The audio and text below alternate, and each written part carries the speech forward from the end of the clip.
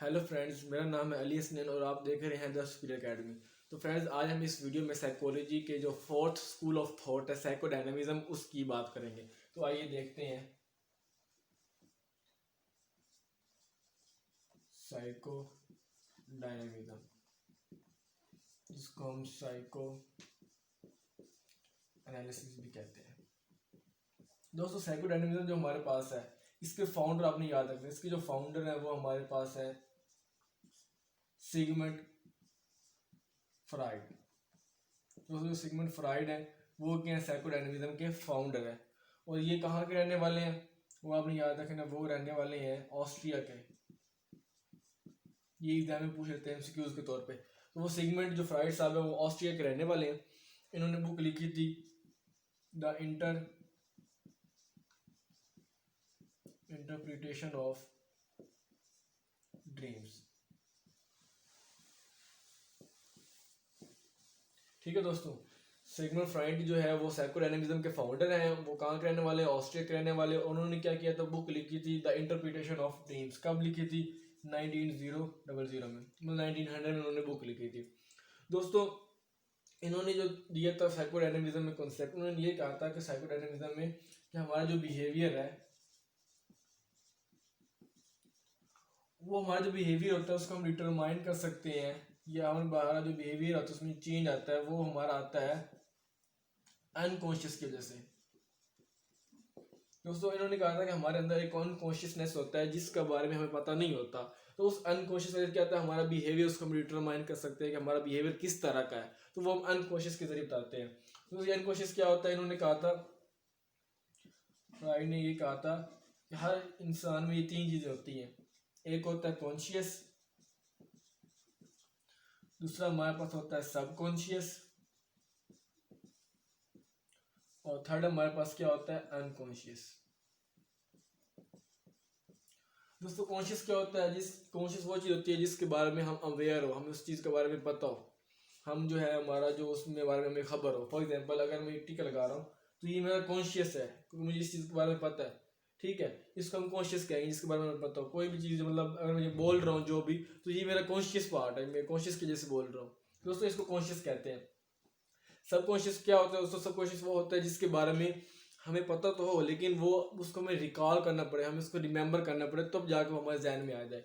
For example मेरे दोस्तों मेरे अगर जहन में कोई नंबर है, फ़ोन नंबर है, तो वो अब मेरे माइंड में नहीं है, लेकिन जब उसको रिकॉल करूंगा तो वो मेरे माइंड में आ जाएगा, हाँ ये मेरा नंबर है। तो इस तरह इसको हम क्या कहेंगे, सबकॉन्शियस कहेंगे। सबकॉन्शियस को हम प्री कॉन्शियस भी कहते होते हैं। ठीक है दोस्तों, इसके अलावा और एग्जाम्पल ये देख सकते हैं कि फॉर एग्जाम्पल जब हम एग्जाम में बैठते होते हैं तो हमें कुछ चीज़ें याद नहीं आती, वो भूल जाती हैं। तो बाद में जब हम उसको रिमेंबर करते हैं, ट्राई करते हैं रिकॉल करने की, तो वो हमें याद आ जाती होती है। दोस्तों, वो हमारे सबकॉन्शियस पार्ट में होती है। अनकॉन्शियस क्या होता है दोस्तों? अनकॉन्शियस वो चीज़ होती है जिसके बारे में इंसान को पता ना हो, मतलब वो चीज़ें आपके माइंड में तो हों ज़रूर, लेकिन वो ऐसे पार्ट में हो जिसके बारे में आपको पता ना, मतलब आपने उस चीज़ों को दबा दिया हो, आप खुद उसका पता ना हो, तो वो उसको हम कहते हैं अनकॉन्शियसनेस। ठीक है दोस्तों, तो ये चीज़ उन्होंने बताई। उनका अनकॉन्शियस के जरिए हम क्या कर सकते हैं, बिहेवियर को डिटरमाइन कर सकते हैं, बिहेवियर के बारे में हम पता लगा सकते हैं। तो दोस्तों, ये तीन चीज़ें थी। और दोस्तों, हमें ये देखना है कि इन्होंने अपने साइकोडायनामिज्म में क्या पेश की, कौन सी थ्योरी पेश की। दोस्तों, फ्राइड जो थे ये बड़े इन्फ्लुएंस हुए थे।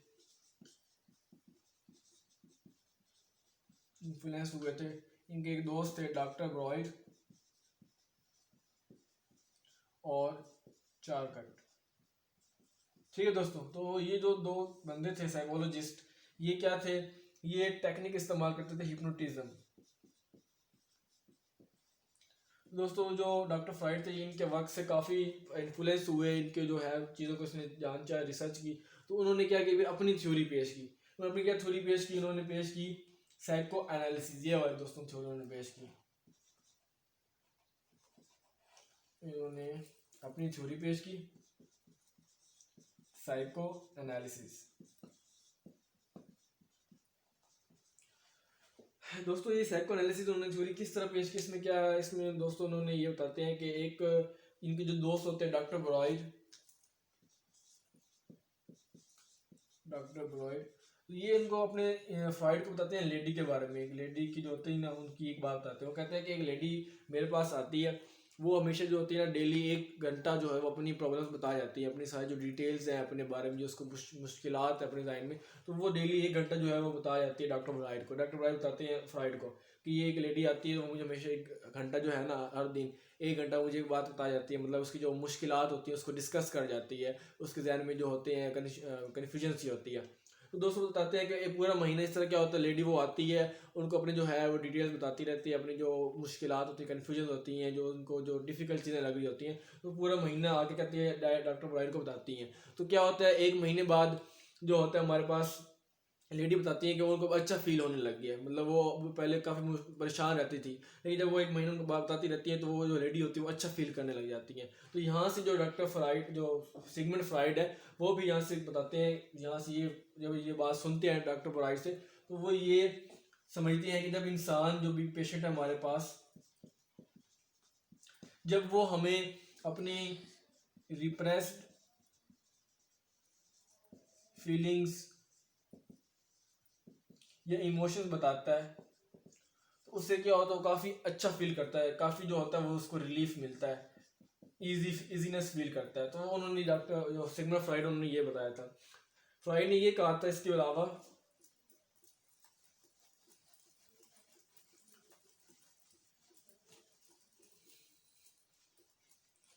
फ्राइड ने कोशिश की थी कि जो पेशेंट होता है उसके साथ फ्री एसोसिएशन के ज़रिए, इंटरप्रिटेशन ऑफ ड्रीम के ज़रिए, मतलब दोस्तों कोई भी पेशेंट उनके पास जब आता था तो वो उसके फ्री एसोसिएशन करते थे, उनके साथ ताल्लुक बेस जो है ताल्लुक कायम करते थे, एक अच्छा रिलेशन कायम करते थे। फिर उनसे क्या आता है उनके जो ड्रीम्स होते थे उनके बारे में पूछते थे, उनकी इंटरप्रिटेशन करते थे, उनकी जो एक्सप्लेनेशन उसके बारे में पूछते थे। तो इससे क्या होता था जब जो दोस्तों वो ड्रीम्स के बारे में बताते थे या वो ऐसी एसोसिएशन करते थे उनके साथ, तो फिर वो अपनी सारी जो होती है उनके बारे में बता देते थे, तब उससे क्या होता था उससे उनको अच्छा फील होता था।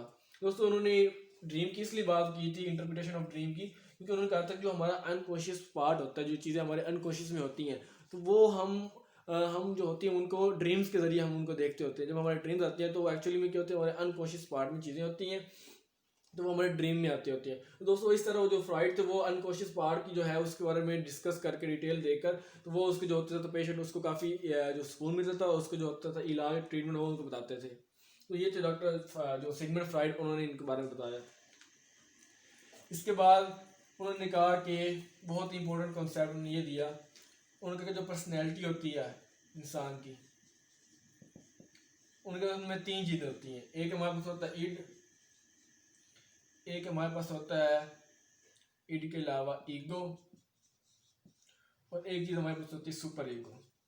दोस्तों उन्होंने कहा था कि हर इंसान में ये 3 चीज़ें ज़रूर होती हैं, एक ईड, एक ईगो और एक सुपर ईगो। ईड दोस्तों क्या होती है, ईड दोस्तों एक प्लेजर फीलिंग होती है, प्लेजर। और सुपर ईगो क्या होती है, हमारे पास मोरालिटी बेस जो होती है वो फीलिंग होती है, मतलब मोरालिटी के बारे में बात करती है। और जो ईगो होता है ये एक तरह का रेफरी का काम करता है, जैसे कोई चीज़ों दरमियान लड़ाई हो रही हो ना, तो उसके लिए रेफरी होता है, तो वो रेफरी का काम करता है। तो ईड क्या होता है, ये प्लेजर होता है, मतलब ये इस जहन में ये होता है कि हम जो चीज़ मुझे चाहिए ना वो मुझे चाहिए, मतलब उसको चीज़ चाहिए होती है, उससे अच्छी जो होती है फीलिंग अच्छी होती है, मतलब वो उसको खुशी मिलती है, हैप्पीनेस मिलती है। क्योंकि जो सुपर ईगो होते हैं वो मोरालिटी की बात करता है, वो कहता है कि हाँ नहीं आपको ये चीज़ चाहिए, लेकिन आप मोरालिटी के ज़रिए, एथिक्स एक अच्छे तरीके के ज़रिए वो आप वो चीज़ लें। जबकि ईगो क्या होता है वो रेफरी का काम करता है, वो इसके और उसके दरमियान जो होता है कॉम्प्रोमाइज़ करवाता है और एक अच्छे सोल्यूशन की तरफ जाता है।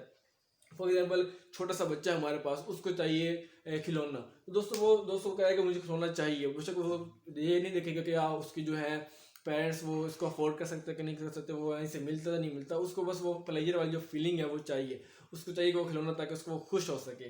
ठीक है दोस्तों, इसके अलावा अगर हम और एग्जाम्पल देखें तो ये हम देख सकते हैं कि अगर आप चाय पी रहे हैं और आप चाय पीने के बाद जो है वो जो है कैफेटेरिया उससे आप निकल गए हैं, लेकिन जब दरवाजे में पहुंचे तो आपको याद आ गया कि मैंने उसके पैसे नहीं दिए, तो तब आपके माइंड में ये आएगा, ईड आपको कहेगा कि आप पैसे अभी ना दें, आप चुपके से चले जाएं और जो है पैसे बचा लें, मतलब आपको खुशी प्लेजर की फीलिंग देगा। जबकि जो आपके अंदर जो सुपर ईगो होगा वो ये कहेगा नहीं आप जो है ना बगैर पैसे दिए नहीं जा सकते, आपको पैसे देने चाहिए उसके बाद जाए। तो वो दोस्तों वो सुपर ईगो काम करेगा, ठीक है। लेकिन जो हमारा ईगो होगा वो उसकी जो होगा वो रेफरी का काम करेगा, वो मतलब जो मेन एक दरमियाना रास्ता निकालेगा जिससे ये भी राजी हो जाए और जिससे ये भी राजी हो जाए। तो दोस्तों ये हमारे पास ईगो होता है, ईगो होता है, सुपर ईगो होता है, ठीक है दोस्तों। तो ये आपने इसको समझना पर्सनैलिटी के बारे में। इसके बाद दोस्तों हम आ जाते हैं फ्राइड के स्टूडेंट पे। फ्राइड का एक स्टूडेंट होता है जिसका नाम आप जानते होंगे, योंग। दोस्तों ये जो योंग होता है ये फ्राइड का स्टूडेंट होता है, इसका स्टूडेंट बनता है, ठीक है दोस्तों। तो ये उसकी जो होती है थ्योरी उसको देखता है, एनालाइज करता है, फिर उसके बाद क्या करता है, ये अपोज करता है, क्या करता है, अपोज करता है क्या, फ्रॉइड की जो होती है वो उसकी स्ट्रेस जो वाला होता है, स्ट्रेस उस वो जो होता है योंग वो अपोज करता है फ्रॉइड्स का जो स्ट्रेस होता है सेक्स पे, ऑन सेक्स। तो ये इसकी जो फ्राइड ने काफी जोर दिया था, तो ये इसको अपोज करता है, ये उसके बारे में क्या करता है, वो कहता है भाई ऐसा नहीं है, वो उसके बारे में कुछ चीजें ऐड करता है और अपनी एक थ्योरी पेश करता है। वो उसकी जो थ्योरी होती है, अपनी जो टेक्निक होती है उसको नाम कहते हैं एनालिटिकल साइकोलॉजी। दोस्तों जो हमारे पास यंग होता है ये क्या करता है, ये हमारे पास एनालिटिकल साइकोलॉजी की जो है थ्योरी वो अपनी पेश करता है। पहले वो फ्रॉइड ने पेश की अपनी थ्योरी साइकोडायनामिज्म, ठीक है, जिसको साइकोडायनामिज्म में साइको एनालिसिस पेश की। फिर उसके बाद योंग आया, उसने उसकी जो थ्योरी उसको देखा और उसके बाद फिर उसने अपनी चीज़ें उसमें ऐड करके उसने अपनी एक थ्योरी पेश की, उसका नाम क्या है, एनालिटिकल साइकोलॉजी, ठीक है दोस्तों। इसमें क्या है, एनालिटिकल साइकोलॉजी में जो योंग जो है वो अनकॉन्शियस को दो पार्ट में डिवाइड कर देते हैं। वो कहते हैं एक हमारे पास होता है पर्सनल अनकॉन्शियस और एक हमारे पास होता है कलेक्टिव अनकॉन्शियस, ठीक है दोस्तों। इसमें ये इसकी जो है ना एनालिटिकल साइकोलॉजी हमारे पास जो है इसमें इसकी बात करता है। इसके बारे में और देखें तो हम देखते हैं, हमारे पास ये पता चलेगा जो योंग है हमारे पास वो ये कहते हैं कि हमारे पास जो भी कोई भी किसी तरह का जो हमारे पास पर्सन होता है वो क्या होता है, वो इनेट होता है, ठीक है दोस्तों। कोई भी किसी तरह का जो पर्सन होता है वो इनेट होता है और इनहेरिटेड होती है उसमें टेंडेंसीज, इनहेरिटेड टेंडेंसीज, ठीक है दोस्तों। इनहेरिटेड टेंडेंसीज होती हैं, मतलब कोई भी अंदर जब बंदा पैदा होता है तो वो इनबॉर्न क्या होता है, पैदाशी तौर पर उसके अंदर रगबत होती है, उसके अंदर चीज़ें होती है इनहेरिट की जाती है, मतलब उनको मौरूसी तौर पर मतलब जेनेटिक्स के जरिए उनको वो चीज़ें मिली होती है, मतलब उनकी जो पर्सनैलिटी में चीज़ें आती हैं, उनके जो बिहेवियर में आती हैं, तो वो उनको मौरूसी तौर पर पैदाशी तौर पीछे से क्या होता है मतलब उनके फोर फादर्स के जरिए उनको वो मिली होती हैं। कहाँ से मिली होती है, फ्रॉम फोर फादर्स, ठीक है दोस्तों। अपनी ये बात याद रखनी है कि जो हमारे पास कोई भी पर्सन पैदा होता है, तो कोई भी बच्चा पैदा होता है तो हमारे पास उसकी जो होती हैं बिहेवियर वो इनहेरिटेड होती है और टेंडेंसीज उसके पास होती हैं, ठीक है दोस्तों। मतलब इवन कि हमारे पास जो स्टोन एज का जो होता है मतलब जो पहले बच्चे पैदा होते थे तो उसमें उनका बिहेवियर आता था, उनके मतलब पीछे से जो होता है आबाओ अजदाद वहाँ से उनकी जो चीज़ें आती थी कुछ बिहेवियर रिलेटेड, तो वो उनके अंदर जो ट्रांसफ़र हो जाती थी, ठीक है दोस्तों। इसके अलावा हमें ये देखना है कि हमारा जो इंडिविजुअल होता है हमारे पास कोई भी किस्म का बंदा है हमारे पास पर्सन है, तो वो उसके अंदर चेंज आएगा, उसके अंदर क्या आएगा, इन्फ्लुएंस होगा, वो पर्सन क्या होगा, इन्फ्लुएंस होगा, मतलब उसके अंदर अफेक्ट आएगा, मतलब उसके अंदर चेंज आएगा, असर आएगा। अब उसका जो अफेक्ट आता है वो उसके अपने पास की वजह से भी आ सकता है, influenced by his own past, मतलब उसके जो पास गुजरा हुआ, मतलब उसके जो बचपन जैसा गुजरा हुआ है उसी तरह उसके जो होगा बिहेवियर उसमें चेंज आएगा, उसमें उसको इन्फ्लुएंस करेगा, ठीक है दोस्तों। इसके अलावा उसके जो उनकी जो फोर फादर्स होते हैं उनका पास भी जो होगा ना वो भी उसके ऊपर इन्फ्लुएंस करेगा, अफेक्ट करेगा, पास्ट ऑफ फोर फादर्स, ठीक है। इसके अलावा हमारे पास जो स्पिरिचुअल होती है और जो कल्चरल चीज़ें होती हैं चेंजिंग होती है, तो वो क्या करती है, वो भी हमारे पास जो हमारी पर्सनैलिटी होती है उसके अंदर जो होता है पर्सनैलिटी के अंदर वो चेंज करती हैं, उसके अंदर मतलब रोल अदा करते हैं। स्पिरिचुअल और जो कल्चरल थॉट होते हैं हमारे, वो भी हमारे बिहेवियर के अंदर इन्फ्लुएंस करते हैं, हमारे जो है तो बिहेवियर उसमें चेंज लेके आते हैं। तो दोस्तों अपनी ये बात याद रखनी। इसके अलावा जूंग ने ये कहा था कि हमारे अंदर जो होती दो चीज़ें होती हैं, मतलब उनका दो किस्म के लोग होते हैं, एक होता है इंट्रोवर्ट, एक होता है हमारे पास एक्सट्रोवर्ट। दोस्तों इंट्रोवर्ट क्या होता है? इंट्रोवर्ट वो किस्म के लोग होते हैं जो अलग रहना पसंद करते हैं, मतलब अकेला रहना पसंद करते हो। और एक्सट्रोवर्ट क्या होता है? एक्सट्रोवर्ट वो लोग होते हैं जो होते हैं टीम में रहना पसंद करते हैं, दूसरे लोगों के साथ टीम वर्किंग के जरिए एक दूसरे के साथ कम्युनिकेट के जरिए काम करना पसंद करते होते हैं, तो वो एक्सट्रोवर्ट होता है। तो उन्होंने इंट्रोवर्ट और एक्सट्रोवर्ट का क्या दिया था? कॉन्सेप्ट दिया था। इसके अलावा दोस्तों योंग ने तो अपना ये कॉन्सेप्ट दे दिया। इसके अलावा इनके फिर स्टूडेंट आए एक योंग के, वो स्टूडेंट कौन थे वो देखते हैं। योंग के हमारे पास एक स्टूडेंट थे अल्फ्रेड एडलर, ठीक है दोस्तों। तो ये अल्फ्रेड एडलर थे, इन्होंने ये यूं के स्टूडेंट थे, उनके पॉपुलर थे, शागिर्द थे। तो इन्होंने भी क्या किया, इसकी थ्योरी पे इन्होंने एनालाइज किया, इनको देखा परखा और फिर उसमें कुछ चीज़ें और ऐड करके अपनी एक थ्योरी पेश की। ठीक है दोस्तों, उनकी जो थ्योरी थी वो कौन सी थी? वो थी इंडिविजुअल साइकोलॉजी। अल्फ्रेड एडलर ने कौन सी थ्योरी पेश की? Individual psychology. ठीक है दोस्तों, अल्फ्रेड एडलर ने क्या किया, अपनी जो हमारे पास यूंग था उसकी थ्योरी उसको एनालाइज किया और उसमें कुछ अपनी चेंजेस करके उसमें अपनी चीज़ें ऐड करके अपनी एक थ्योरी पेश की। उसका नाम क्या था? इंडिविजुअल साइकोलॉजी था। दोस्तों जो हमारे पास अल्फ्रेड एडलर है, इन्होंने क्या किया, इन्होंने इस थ्योरी में ये बात बताई कि जो हमारा स्टाइल होता लाइफ का, स्टाइल ऑफ लाइफ, इसके अलावा उनका जो हमारा बर्थ ऑर्डर होता है, ये बड़ा अफेक्ट करता है हमारी ज़िंदगी में, हमारा बिहेवियर। मतलब स्टाइल ऑफ लाइफ, आप किस तरह की ज़िंदगी गुजारें, आप किस लाइफ का स्टाइल क्या है, वो आपको बहुत अफेक्ट करेगा। इसके अलावा आपका जो बर्थ ऑर्डर है वो क्या, मतलब आप जो पैदा हुए आप कितने नंबर पर हुए, पहले नंबर पहले पैदा हुए, दूसरे नंबर पे हुए, तीसरे ये एंड पे हुए, तो वो जो आपका बर्थ ऑर्डर है वो भी आपकी जो ज़िंदगी है उसकी उस पर बड़ा अफेक्ट करेगा। ठीक है दोस्तों, इसके अलावा इन्होंने ये बात की थी हमारे पास अल्फ्रेड एडलर ने इंडिविजुअल साइकोलॉजी भी, इंडिविजुअल साइकोलॉजी की, स्टाइल ऑफ लाइफ की और बर्थ ऑर्डर की, तो ये उन्होंने बात की थी। इसके अलावा इन्होंने ये कहा था कि जब हम किसी बच्चे को ओवर प्रोटेक्शन देंगे, इसके अलावा क्या कहा था? Over protection. ठीक, अगर हम किसी बच्चे को ओवर प्रोटेक्शन देंगे तो वो जो होगा आपका जो चाइल्ड होगा वो हो जाएगा सुपेरियोरिटी कम्प्लेक्स आ जाएगा उसमें, मतलब वो सुपेरियोरिटी कम्प्लेक्स का मतलब वो हो जाएगा, मतलब उसके अंदर सुपेरियोरिटी आएगी कि हाँ मैं बहुत आला हूँ, बहुत अच्छा हूँ, मैं सब कुछ कर सकता हूँ।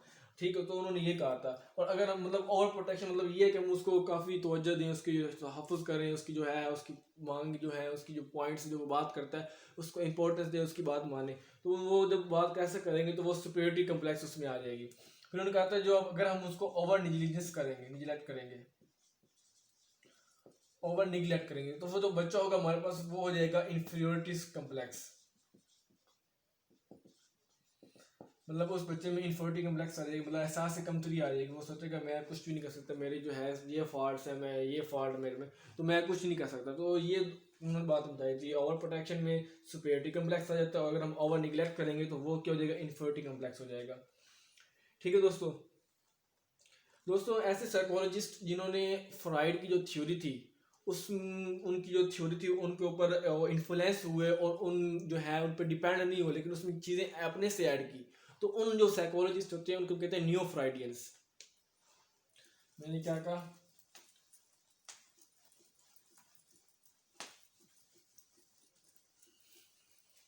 तो मैंने कहा ऐसे साइकोलॉजिस्ट जो इन्फ्लुएंस होते हैं फ्राइड की जो थ्योरी होती है उससे इन्फ्लुएंस होती है, ठीक है, उनसे इन्फ्लुएंस होते हैं लेकिन उसके ऊपर डिपेंड नहीं करते, नॉट डिपेंड, ठीक है, उस पर डिपेंड नहीं करते और उसमें क्या करते हैं? अपने व्यूज देते हैं, ओन व्यूज। जब वो अपने व्यूज देते हैं तो हम उन लोगों का क्या कहते हैं, हम उन साइकोलॉजिस्ट को कहते हैं न्यू फ्राइडियंस।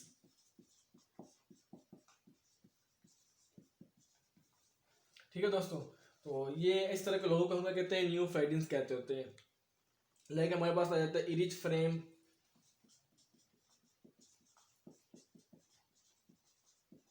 ठीक है दोस्तों। इसके अलावा हमारे पास आता है कैरन हार्ने। दोस्तों इन्होंने भी क्या कहता है, फ्राइड की जो थ्योरी थी उसमें जो है अपनी तरफ से व्यूज ऐड किए थे, अपनी तरफ से उन्होंने मतलब थ्योरी पेश की थी। तो इन्होंने जो थे ना ये दो, इन्होंने जो हमारे पास सोशियो इकोनॉमिक फैक्टर होता है उस पर फोकस किया था। मतलब उसमें क्या था, हमारी जो पर्सनैलिटी है ना उसमें उसकी डेवलपमेंट में हमारा जो सोशियो इकोनॉमिक फैक्टर वो काफ़ी जो है वो इफेक्ट करता है। इन्होंने क्या कहा था, इन्होंने ये कहा था, इन्होंने इम्पोर्टेंस दी थी सोशियो इकोनॉमिक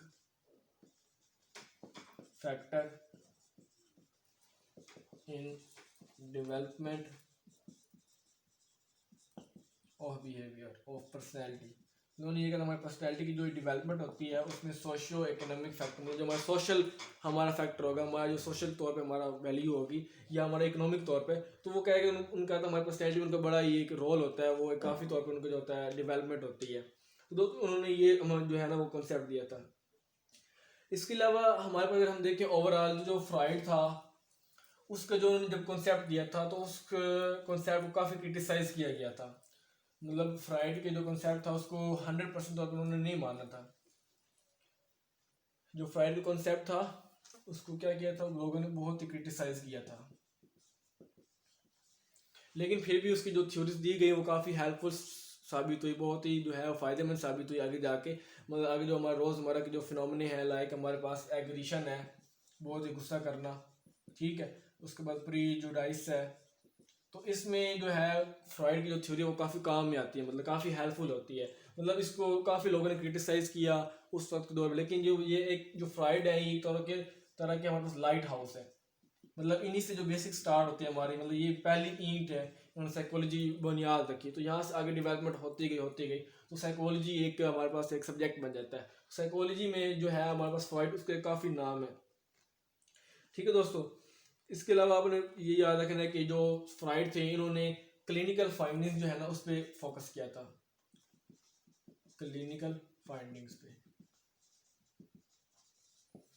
ना कि एक्सपेरिमेंटेशन, नॉट एक्सपेरिमेंटेशन। मतलब वो कहते थे हमारी जो क्लिनिकल फाइंडिंग्स है, हमारी जो थ्योरी है, अगर हम वो करें तो वो ज़्यादा बेस्ट रहेंगे। उन्होंने इस पर फोकस किया था, उन्होंने एक्सपेरिमेंटेशन पर इतना फोकस नहीं किया था।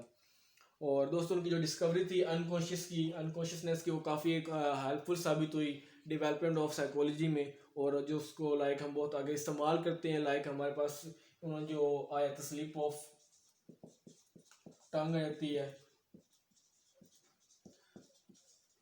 स्लिप ऑफ पेन आ जाता है, ठीक है दोस्तों, लाइक स्लिप ऑफ गेस्चर। मतलब बात को ऐसा होता है दोस्तों, हम बोल कुछ और ही होते हैं, ठीक है, और हम सोच कुछ और ही होते हैं। मतलब हम वर्ड होते हैं तो हमारे बात को ऐसा होता है कोई ऐसे लफ्ज़ निकल जाते हैं जो हमारे माइंड में नहीं होते, तो दोस्तों वो हमारे स्लिप ऑफ टंग होती है, मतलब वो भी हमारा अनकॉन्शियस पार्ट में होता है। इस तरह स्लिप ऑफ पेन बात हम कुछ और लिख बैठते हैं, और स्लिप ऑफ गेस्चर हम कुछ मतलब अंदाज़ा लगा पाते हैं, गैस कर पाते हैं। तो ये हमारे सब जो चीज़ें होती हैं दोस्तों ये हमारे अनकॉन्शियस में होती हैं, जो हम इनके ज़रिए जो होते हैं रिवील करते होते हैं। तो दोस्तों उन्होंने इस पर काफ़ी फोकस किया था, जिस वजह से हमारी जो साइकोलॉजी में काफ़ी हेल्प हुई। तो दोस्तों यही थे हमारे पास साइकोडायनामिज्म के रिलेटेड आपको सारे कॉन्सेप्ट बताए। उम्मीद है दोस्तों आपको समझ आ गई होगी और ज़हन में बैठ गई होगा। तो दोस्तों अगर आपको ये वीडियो अच्छी लगती है तो इसको लाइक करें, शेयर करें और हमारे चैनल को सब्सक्राइब करें। तो दोस्तों पढ़ते रहिए, मेहनत करते रहिए, मिलते हैं फिर नेक्स्ट वीडियो में, तब तक के लिए अल्लाह हाफिज़।